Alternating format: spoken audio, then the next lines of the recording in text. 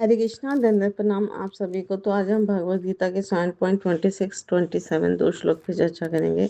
7.26 वेदाहम समतीतानि वर्तमानानि च अर्जुन भविष्यानि च भूतानि माम तो वेद न कश्चन।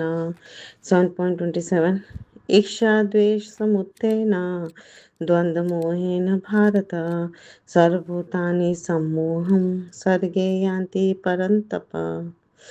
अनुवाद तथा तात्पर्य श्री प्रभुपाद जी के द्वारा श्री प्रभुपाद की जय। हे अर्जुन, श्री भगवान होने के नाते मैं जो कुछ भूतकाल में घटित हो चुका है, जो वर्तमान में घटित हो रहा है और जो आगे होने वाला है, वह सब कुछ जानता हूँ। मैं समस्त जीवों को भी जानता हूँ, किंतु मुझे कोई नहीं जानता।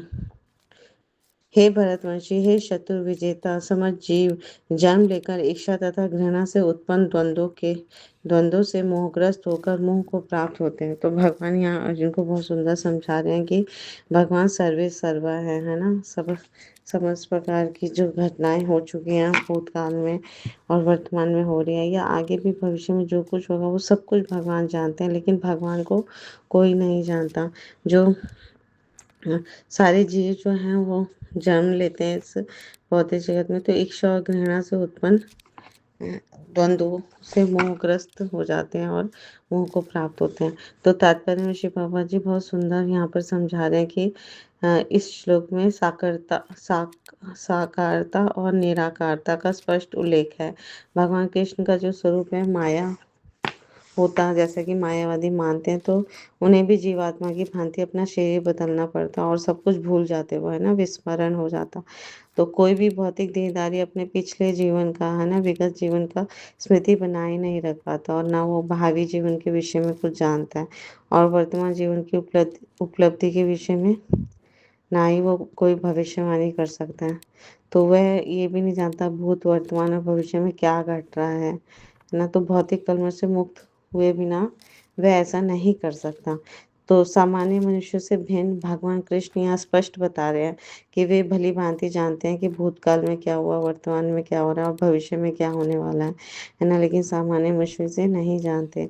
तो इसी से हम भगवान की, है ना, देख सकते हैं कि भगवान कितने विद्वान हैं, कितने सर्वव्यापी हैं और सब कुछ जानने वाले हैं। तो चतुर्थ अध्याय में हम पहले ही देख सकते हैं कि लाखों वर्ष पूर्व सूर्य देव जो थे, विवस्वान को जो उपदेश उन्होंने दिया था वो उन्हें स्मरण है और भगवान कृष्ण जो है प्रत्येक जीव को जानते हैं, क्योंकि सबके हृदय में परमात्मा रूप में स्थित है। लेकिन अल्पज्ञानी जो हैं वो प्रत्येक जीव के हृदय में परमात्मा रूप में स्थित होने और श्री भगवान के रूप में उपस्थित रहने पर भी भगवान श्री कृष्ण को पूर्ण परम पुरुष के रूप में नहीं जानते। तो भले ही वे निर्विशेष ब्रह्म को क्यों ना समझ लेते हों। तो इस श्लोक से हमें भली भांति समझ आ रहा है कि भगवान कितने शक्तिशाली हैं, कितने, है ना, उनका इंटेलिजेंस हमसे कोई कंपैरिजन ही नहीं है। तो निस्संदेह भगवान श्री कृष्ण का दिव्य शरीर अनश्वर है, अविनाशी है ना, शाश्वत है। तो वो सूर्य के समान है और माया जो है वो बादल के समान होती है। तो भौतिक जगत में हम सूर्य देखते हैं, बादलों को देखते हैं, नक्षत्र ग्रहों को देखते हैं। आकाश में बादल जो है कभी कभी इन सबको अल्पकाल के लिए ढक सकता है, लेकिन ये आवरण हमारी दृष्टि तक ही सीमित रहता है। तो सूर्य, चंद्रमा और तारे सचमुच ढके नहीं जा सकते और ढक ढके नहीं होते। ये तो, है ना, हमारी दृष्टि से ओझल हो जाते हैं। तो इसी प्रकार जो माया होती है वो परमेश्वर को आच्छादित कभी भी नहीं कर सकती।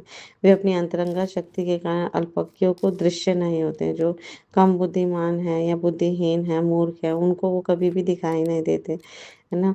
तो इसका मतलब ये नहीं कि भगवान है ही नहीं। तो इसी अध्याय के तीसरे श्लोक में हमने पढ़ा था, करोड़ों पुरुषों में कुछ ही सिद्ध बनने का प्रयत्न करते हैं और शास्त्रों ऐसे सिद्ध पुरुषों में कोई एक भगवान कृष्ण को समझ पाता है। तो भले ही कोई निराकार ब्रह्म या अंतर है यानी परमात्मा की अनुभूति के कारण सिद्ध हो, लेकिन तो कृष्ण भावना अमृत के बिना भगवान कृष्ण को वो समझ नहीं सकता। तो यहाँ श्लोक में हमें समझ आया कि भगवान बारंबार, है ना, अपनी दिव्य प्रकृति अर्थात उनका जन्म अविनाशी और ब्रह्म के भी उद्गम होने का प्रमाण मिलता है।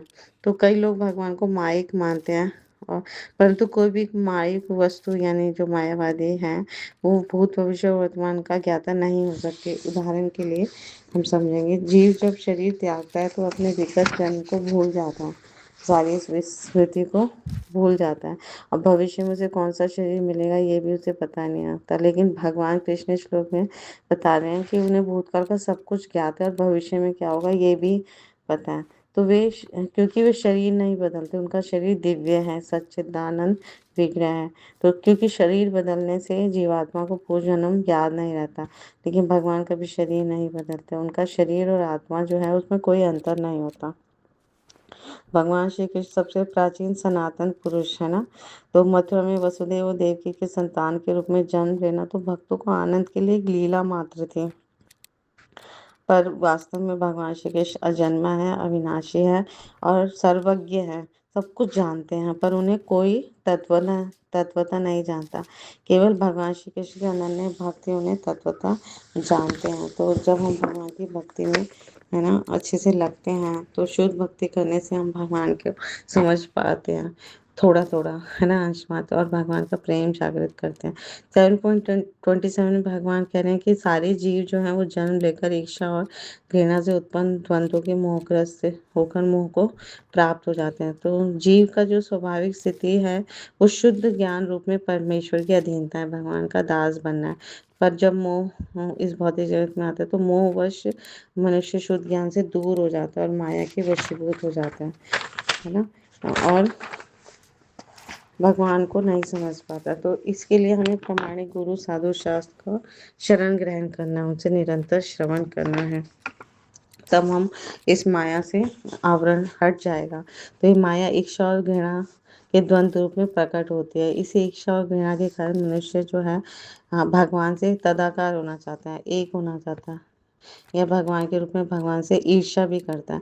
लेकिन जब शुद्ध भक्त ईर्ष्या और घृणा के मोहग्रस्त नहीं होते, तो इसलिए वो समझ सकते हैं कि भगवान श्री कृष्ण अपनी अंतरंग शक्ति से प्रकट होते हैं। परंतु जो द्वंद्व या अज्ञान के कारण मोहग्रस्त होते हैं, वो सोचते हैं कि भगवान अपरा शक्तियों द्वारा उत्पन्न है, ये उनका दुर्भाग्य है। ठीक है? ऐसे मोहग्रस्त व्यक्ति जो है वो मान अपमान, सुख दुख, स्त्री पुरुष, अच्छा बुरा, आनंद पीड़ा, ऐसे द्वंद्वों में ही सो रहते हैं और सोचते हैं कि मेरी पत्नी है, मेरा घर है, ये मैं इस घर का स्वामी, मैं इस स्त्री का पति हूँ, है ना। ये मोह के द्वंद्व हैं। जो लोग ऐसे द्वंद्वों से मोहग्रस्त रहते हैं वो निपट मूर्ख हैं और वो भगवान को नहीं समझ पाते। तो हमें इनसे ऊपर उठना है। तो जब हम भगवान की शुद्ध भक्ति करेंगे, है ना, भक्तों का संग करेंगे, तभी हम इन द्वंद्वों से मोहग्रस्त नहीं होंगे। तो हमारा जीवन है ना सफल हो जाएगा। हम हम भगवान की भक्ति में संलग्न होकर अपना मनुष्य जीवन जो है धन्य कर पाएंगे।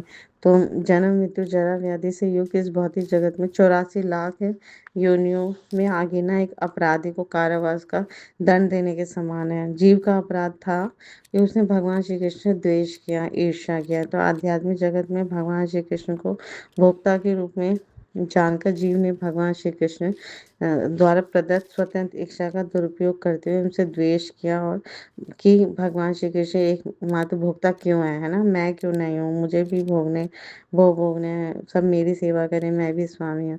तो भगवान श्री कृष्ण इतने दयालु हैं, इतने कृपालु हैं कि वो जीव की इच्छा पूर्ति करते हैं, है ना, अन्यथा उनके पिता होने का कोई अर्थ नहीं रह जाएगा। तो ऐसी अवस्था में भगवान श्री कृष्ण जीव को भौतिक जगत रूपी ऐसे स्थान में भेज देते हैं जहाँ वह स्वयं को भोक्ता एवं स्वामी के रूप में मानकर भोग सकता है। इसलिए हम इस भौतिक जगत में आ गए हैं। पर अब हम आ गए हैं तो अगर हमें ज्ञान मिले, प्रामाणिक गुरु साधु शास्त्री शुद्ध भक्तों का संग मिले, तो हमें भगवान के पवित्र नाम का निरंतर श्रवण करना, कीर्तन करना, स्मरण करना।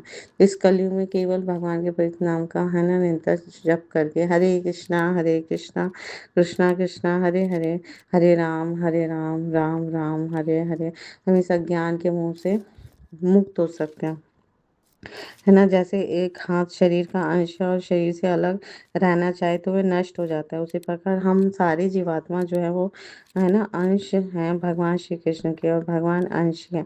उनसे अलग रहकर अगर हम भोग होना चाहे तो माया देवी हमें मार मारती है और भौतिक जगत में लेकर जाती है और हमें यहाँ कष्ट ही कष्ट मिलता है।